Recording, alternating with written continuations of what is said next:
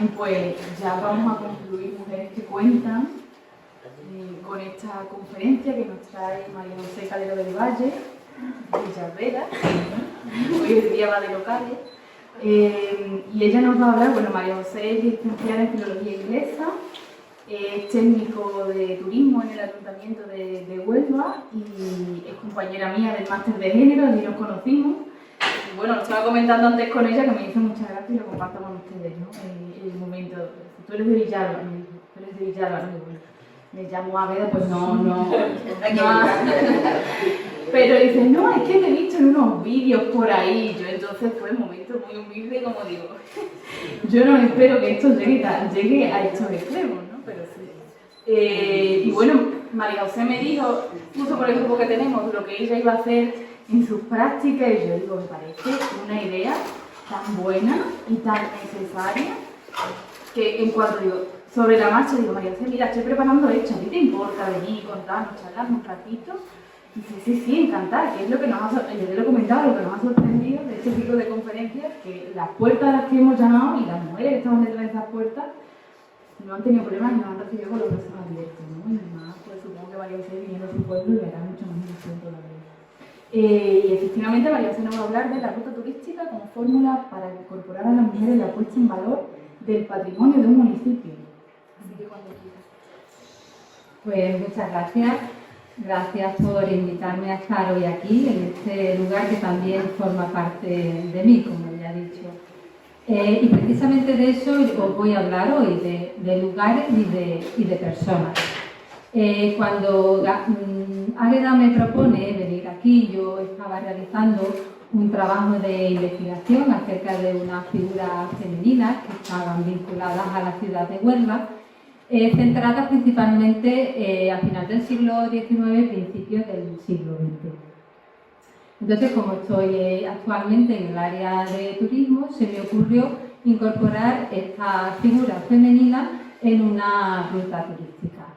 Empezamos a trabajar desde el ayuntamiento la ruta turística y eso pues conllevó también hacer un trabajo de investigación previa para pues, adentrarnos en conocer de manera más exhaustiva la trayectoria de estas mujeres. Pues bien, antes de empezar a hablar de la ruta turística, quisiera también comentar desde la perspectiva desde la cual pues, se aborda esta ruta turística.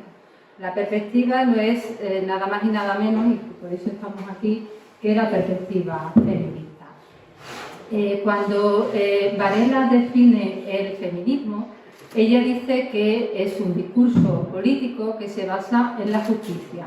El feminismo es una teoría y práctica política articulada por mujeres que tras analizar la realidad en la que viven, toman conciencia, y eso es importante, de las discriminaciones que sufren por la única razón de ser mujeres y deciden organizarse para acabar con ellas, para cambiar la sociedad. Partiendo de esa realidad, el feminismo se articula como filosofía política y al mismo tiempo como movimiento social. Entonces estamos ante un discurso político y un movimiento social que es completamente necesario, principalmente para conocer la situación de las mujeres a principios del siglo XX. ¿Y cómo era la situación de estas mujeres a principios del siglo XX? Pues ellas tenían que comulgar con el ideario doméstico. ¿Y esto qué quiere decir? Pues que ellas tenían que desarrollar el papel de ángel del hogar. Ellas eran consideradas inferiores, tanto física como psíquicamente, inferiores al hombre, y eran tuteladas permanentemente por una figura paterna. Ya eso lo hemos visto con Águeda, y en el siglo XIX pues, continúa siendo así. A este sistema, desde una perspectiva feminista, a este sistema de dominación masculina se le conoce como el patriarcado. El único objetivo vital para la mujer a principios del siglo XX era ser esposa y madre, principalmente en ese orden. La mujer soltera no tenía, era lo peor que te podía ocurrir, quedarte soltera, y como hemos visto, el convento es otra opción. La mujer pues tenía una serie de obligaciones sociales y de servicio.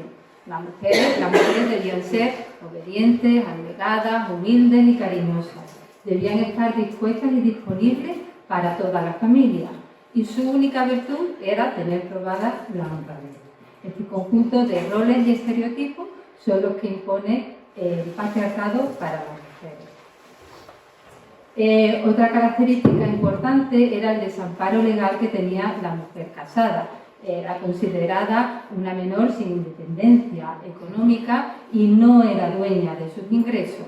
Debía ser siempre obediente al marido, a quien tenía que pedirle autorización pues, para todo, para trabajar, para vender o incluso comprar su propiedad. Y bueno, el adulterio, que también es bastante significativo, el adulterio masculino era natural e inevitable y en el Código Penal estaba tipificado de manera diferente para unos y para otras. Por ejemplo, el marido que sorprendía a su esposa y su amante podía en ese instante matarlos o agredirlos con impunidad, pues la pena era el destierro, mientras que para la mujer la sentencia era siempre prisión perpetua. Pues bien, teniendo en cuenta esta situación, ¿cómo surge o dónde nace, digamos, el feminismo en España? Pues el feminismo en España nace con dos figuras punteras que denuncian las inequidades de las mujeres en España, que son Concepción Arenal y Emilia Pardo Bazán. La cuestión de la mujer se centra principalmente en el derecho a la educación. El 70% de las mujeres eran analfabetas en aquella época y no fue hasta 1910 cuando las mujeres pudieron asistir a la universidad. También existe en aquella época un movimiento literario feminista. En las primeras 2 décadas del siglo XX destacamos figuras importantes como Carmen de Burgos o María de Fábrega. Surgen también las primeras asociaciones femeninas españolas, que datan de 1912, y tiene lugar la primera manifestación en favor del voto femenino en Madrid en 1921. Al igual que comentaba el catolicismo, pues también sigue siendo algo importante en el siglo XIX y también se organizan movimientos o organizaciones conservadoras católicas que también tienen su agenda feminista, evidentemente pues basada en los presupuestos cristianos. Hay un hecho muy anecdótico, que es que aún en la dictadura de Primo de Rivera, a las mujeres se le otorga la posibilidad de ser elegidas en puestos administrativos y políticos, pero no el derecho al voto. El derecho al voto se consigue con la proclamación de la Segunda República en abril del 31 y gracias a la insistencia de la diputada del Partido Radical, Clara Campoamor. Durante los escasos años que dura la Segunda República, pues tiene lugar una reforma del sistema educativo. Es necesaria la reforma educativa teniendo en cuenta las tasas altas de analfabetismo que existen en España. Las mujeres comienzan a acceder a la educación superior y también se aprueba la Constitución de 1931, que es bastante innovadora y rompedora de aquella época, la ley del divorcio. Todo esto termina con el inicio de la Guerra Civil en 1936. Vale, pues esta situación social, política e histórica nos sirve para contextualizar nuestra ruta turística y digamos que viene a ser el argumentario introductorio que puede ocurrir en esa ruta turística para que las personas enteren de una manera más consciente el porqué de estas historias. Bueno, como ya sabéis, una ruta turística es un recorrido en base a elementos patrimoniales representativos de la cultura identitaria de un lugar. Para esta ruta turística, el hilo conductor ha sido las mujeres de las que os voy a hablar, son mujeres de principios del siglo XX, que más allá de ese ámbito privado o familiar que ellas tenían, pues han ido quizás un poco más allá y han contribuido a la vida pública de alguna manera. El objetivo de la ruta turística es reconocer precisamente esa trayectoria profesional y personal y crear al mismo tiempo figuras inspiradoras, visibilizando personajes que han sido borrados de la historia. La ruta turística tiene por nombre Mujeres que dejaron huella en la ciudad de Huelva y está formada por 7 lugares emblemáticos de la ciudad de Huelva que están vinculados a 7 mujeres de esos finales del siglo XIX, principios del siglo XX. Y vamos a ver pues, cada una de estas mujeres ligadas a algún lugar emblemático de la ciudad. La ruta turística pues, puede comenzar con la visita al monumento a Colón, que diseña la escultora americana Gertrude Vanderbilt Whitney y que, como sabéis, se encuentra en la Punta del Sebo. Quizá sea el sitio que más alejado esté del centro histórico, por lo cual, si no nos viene bien empezar por ahí, por el tema de distancia, podemos empezar por una placa conmemorativa que existe en la propia avenida que lleva su nombre y que se realizó en el 60 aniversario de la inauguración del Monumento a Colón, que fue en 1929. La vida de Gertrude Vanderbilt Whitney es sin duda fascinante. La investigación que he desarrollado me ha posibilitado conocer su trayectoria personal y profesional de esta mujer que realmente fue bastante innovadora. ¿Qué hace que sea o qué hace que sea que ella acceda a esta formación, a estos viajes, a conocer el mundo? Pues sin duda pues su familia. Su familia es una familia de gran fortuna, hecha gracias al imperio del ferrocarril, y es por ello por lo que ella tiene acceso a la educación. Ella se casa también con Harry Payne, que es un rico financiero, y tiene 3 hijos. Bueno, pues ella, después de cumplir evidentemente estas obligaciones de esposa y madre, se entrega de lleno a su trayectoria profesional. Ella viaja muchísimo y pues conoce a los escultores más importantes de aquella época, siendo el escultor francés Auguste Rodin una de sus mayores influencias. Cuando vuelve a Nueva York, ella funda su propio estudio, The Whitney Studio, y pues también inicia su trayectoria profesional con un seudónimo. Esto vamos a ver que es algo recurrente en las mujeres de aquella época, bien por el interés de adentrarse en los círculos dominados por los hombres, o bien ocultar su identidad femenina, que le hubiera frenado su proyección profesional. Ella creó muchas instituciones para fomentar el arte. Por ejemplo, en 1918 el Whitney Studio Club, después en 1928 ella crea Whitney Studio Galleries y finalmente el Whitney Museum of American Art en 1931, que es un museo que actualmente existe en Nueva York y que se puede visitar. Ella, desde luego, era una filántropa, amante del arte y muy impulsora de los jóvenes artistas también. Bueno, pues después de visitar el Monumento a Colón o la placa conmemorativa, hacemos una parada en el Museo Provincial de Huelva. Allí podemos contemplar la obra pictórica de Ascensión Hernán Catalina. Ella era una pintora sevillana que viene a residir a Huelva en 1980.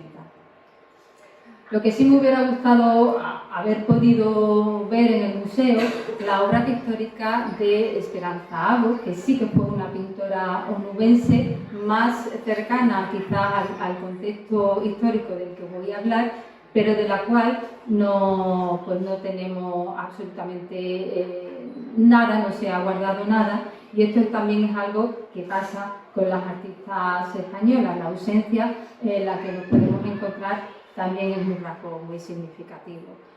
No obstante, como dice mi profesora, de lo que no se habla no existe, yo hoy sí voy a hablar de Esperanza Ago. Ella pues procede, sus padres son franceses, es una familia que viene llamada por las concesiones mineras del Andévalo. El padre era un alto ejecutivo y ella pasa su infancia y adolescencia entre París, donde se forma en los ambientes postimpresionistas, y con breves estancias formativas en Madrid y en Londres. Ella finalmente regresa a Huelva en 1919 y ya de forma continuada pues, después de la Guerra Civil. Su obra, como os he dicho, pasa desapercibida entre el gran público y los círculos intelectuales locales de la primera mitad del siglo. Es muy curioso también leer en las pocas antologías que me he encontrado donde se nombra a Esperanza Abbott, puesto que no hay ninguna reseña significativa, pues el autor o la autora pues comenta rasgos personales, como ella era, leía una vez en una antología que ella era muy bohemia y solitaria. Digo, bueno, pues a lo mejor quizá no era su elección, sino porque que, bueno, ella no encontraba tampoco un reconocimiento a su obra. Ella, desde luego, su obra, en los dos cuadros que he visto en las antologías, pues sí que se ve su influencia del impresionismo, de pintores como Gauguin o Cézanne. Y bueno, ella pintó retratos, paisajes, bodegones, flores. Sin duda, pues una historia que también merecería quizás un poco más de investigación acerca de donde pudieran estar sus cuadros, ¿no? Y bueno, también lo que sí podemos contemplar en el Museo Provincial de Huelva es la obra de Ascensión Hernán Catalina. Realmente pues tenemos allí dos cuadros y un busto de ella. Nuevamente no hay ninguna monografía sobre la artista, bueno, ligeras aportaciones al panorama artístico o leves comentarios, resúmenes breves, lo que podemos encontrar de ella. Como decía, ella llega a Huelva en 1980 y forma el equipo Mayo junto a su marido, que también era pintor sevillano, Federico Delgado Montiel. Y también leo en las antologías pues, la descripción de ella como pintora de bondades, de dulzuras y de gran amor por los niños, ¿no? Nuevamente, pues, roles y estereotipos que replicamos cuando no tenemos datos históricos, ¿no? Ella realizó retratos, bodegones, floreros, paisajes, pintura temática femenina, pintura infantil y pintura social. Después del Museo de Huelva, justo al lado, tenemos la Casona. La Casona es un edificio icónico de la ciudad de Huelva. Fue construido en los primeros años 20 del siglo XX y fue la vivienda de la familia Muñoz de Vargas. La zona trasera, la familia Muñoz de Vargas pues fue una familia bastante influyente en Huelva. Él creó la imprenta familiar, Imprenta Muñoz, y también el primer periódico que hubo en Huelva, que fue La Provincia. Uno de los primeros, la Provincia y el Diario de Huelva. Bueno, pues es la familia, pues María Luisa Muñoz de Vargas es hija de José y María Luisa, de la familia Muñoz de Vargas, y es una familia acomodada de la ciudad de Huelva, y es por ello nuevamente que María Luisa tiene acceso a la educación y todavía más al negocio familiar, que es la edición y la impresión. Ella es una escritora prolífica que escribió cuentos, novelas, artículos de opinión, teatro, poesía en revistas de tirada nacional, regional e incluso internacional, porque ella estuvo viviendo una estancia en Inglaterra. También ella, a sus inicios, usa seudónimo. El seudónimo que utiliza, pues la L de Lucci, que le decía, Muñoz de Vargas, e incluso utiliza el nombre de un tío suyo. Ella tiene amistad, que se prueba con las cartas que se han recogido de ella, amistad con Juan Ramón Jiménez y Zenobia Campubí y con Benito Pérez Galdós, que incluso visita Huelva en un par de ocasiones. Se casa con el onubense Rogelio Buendía, que también es escritor y médico, se casa en 1922 y tiene 2 hijos. Pues otra vez, ¿qué pasa? Que el matrimonio y la maternidad la apartan de su carrera profesional. Se escribe de ella: formar una familia pasó a ser una prioridad en su vida, lo que dio lugar a que sus producciones fueran discontinuas en el tiempo.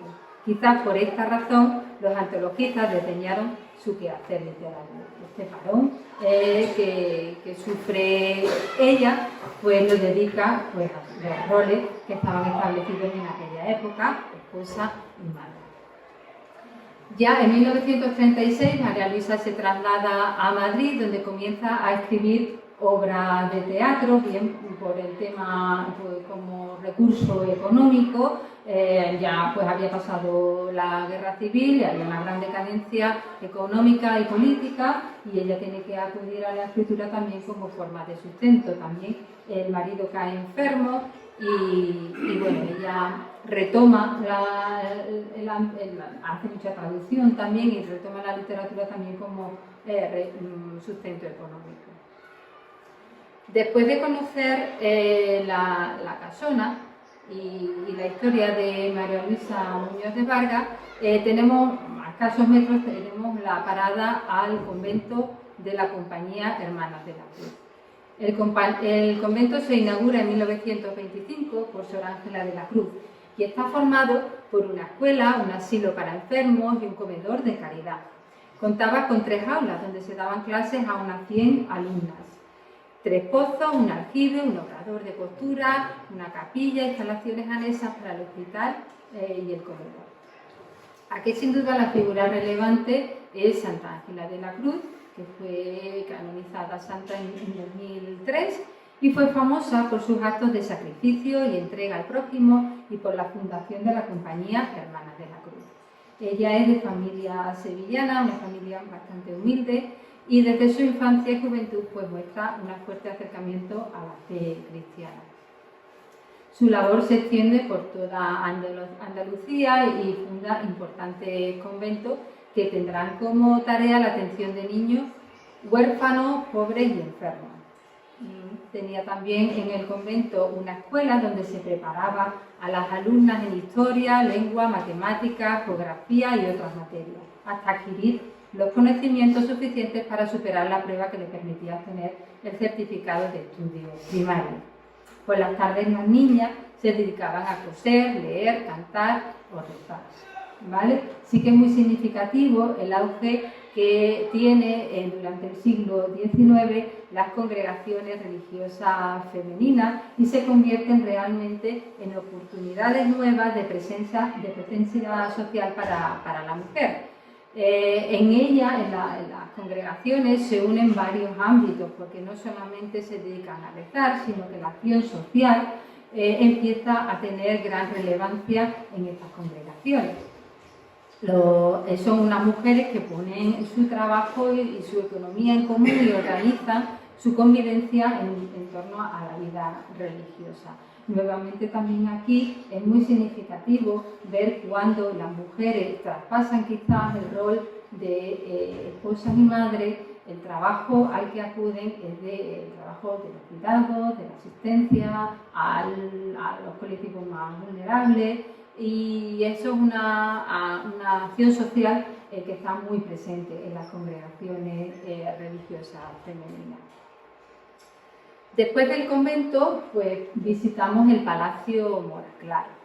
El Palacio Moraclaro fue la casa familiar de Josefa Jiménez Vázquez, que ahora voy a explicar quién fue, y es un palacio de principios del siglo XX. Es de estilo historicista y afrancesado en su torreón, y su interior, que es visitable bajo previa cita y que os recomiendo visitar por dentro, porque es bastante rico en vidrieras y en espectaculares detalles modernistas. Barandillas de hierro con flores en cobre podemos observar desde dentro.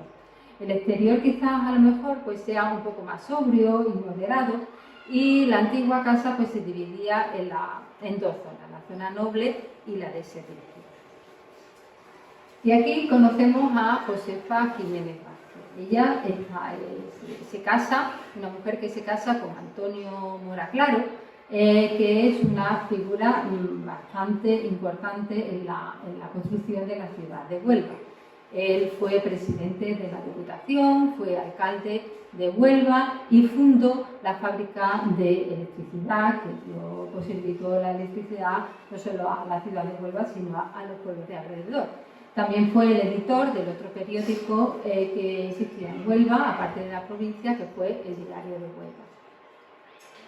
Bien, pues en 1927 el Papa le concede a Josefa Jiménez Vázquez el título de condesa de Moraclaro y se lee en los poquitos libros que hablan de ella en base al derroche de amor demostrado por los desvalidos o incluso por su vinculación con el mundo religioso. Así que se ve que ella fue una mujer de profunda idea religiosa y que pues en esa religión su acción social también fue bastante importante. Ella fue presidenta de la Junta de Damas de Beneficencia. Las juntas de beneficencia pues eran gestionadas por los ayuntamientos y pues cubría hospitales, casas de misericordia, casas de maternidad, expósitos, orfanatos y personas desamparadas. Puso en marcha centros claves como la Gota de Leche, que fue una institución que se ocupó del cuidado de la mujer gestante y del recién nacido. Nuevamente vemos cómo aquella mujer que se sale de su rol de madre y esposa, la acción social o la ayuda al prójimo comienza a ser su área de trabajo. Bien, pues después de conocer el Palacio de Moraclaro, tenemos que andar algunos kilómetros hasta llegar a la Plaza Ivonne Casenat. Aquí pues, podemos contemplar el busto de Ivonne Casenat, realizado por el escultor onubense Antonio León Ortega. ¿Y quién fue Ivonne Casenat? Bueno, pues la historia de Ivonne comienza con la Société Française de Blanchissant de Huelva, que funda la École Française de Huelva en 1917.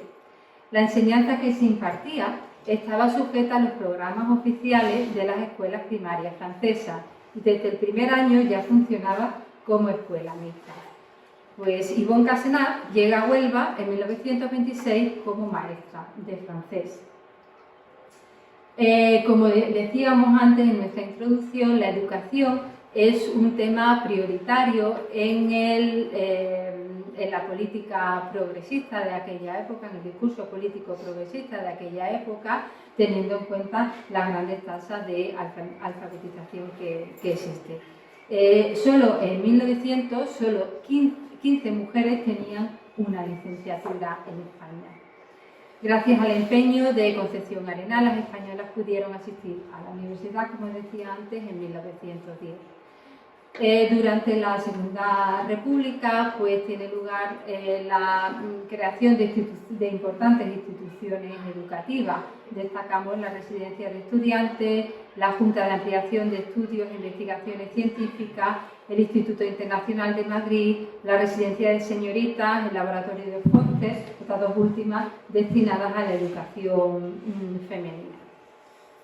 Ella, Ivonne Casenat, pues bueno, ella fue maestra de francés desde 1936 hasta 1975 y también fue directora de la escuela. Y ya para terminar, la ruta turística, pues nos paramos en el Instituto Rábida. El Instituto Rábida en aquella época se llamaba Instituto de Segunda Enseñanza de la provincia de Huelva y fue fundado en 1856. Allí estudiaron pues, alumnos pues, de gran renombre como fueron Juan Ramón Jiménez, Rogelio Buendía, esposo de María Luisa Muñoz de Vargas, José Caballero y muchos más. Bien, pues ¿por qué es importante resaltar aquí el Instituto La Rábida? Porque aquí Antonia Roba, que era una mujer extremeña, solicita ante la Dirección General de Instrucción Pública poder realizar en este instituto el examen que le permitirá validar los estudios de segunda enseñanza que ha realizado previamente. La Dirección General, a priori, pues rechaza su petición para realizar las pruebas, pero esta decisión inicial tuvo que ser rectificada, ¿Por qué? Porque otras mujeres al mismo tiempo hicieron lo mismo, copiaron la solicitud de Antonia Rojas y la presentaron para poder continuar con sus estudios. El impulso propiciado provocó que la Dirección General de Instrucción Pública terminara por extender la autorización a todos los casos análogos, lo que convierte a Antonia en pionera de los cambios progresivos que se fueron imponiendo en el sistema educativo español desde las reformas liberales hasta finales del modernizante siglo XX. Lo que tenéis en la foto es la hoja precisamente de ese examen de ingreso que ella realizó y que podéis consultar en el archivo del Instituto Radio. Y bueno, pues aquí termina la ruta turística, Mujeres que dejaron huella, a la cual os invito cuando queráis, porque bueno, sin duda es una forma de redescubrir la ciudad desde otra perspectiva distinta.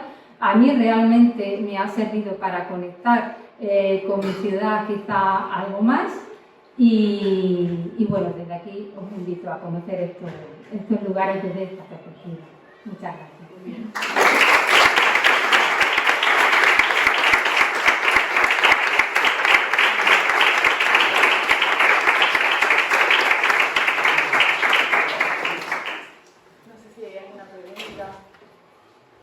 Que la haga aquí, ¿verdad? Claro. Bueno, María José, nosotros también queríamos tener un detallito contigo. Es una reproducción del azulejo que hay en la iglesia de origen árabe que ha hecho Carmelo del Toro, que sabes que es una artista Sí. de aquí, ha hecho para todos nosotros vamos a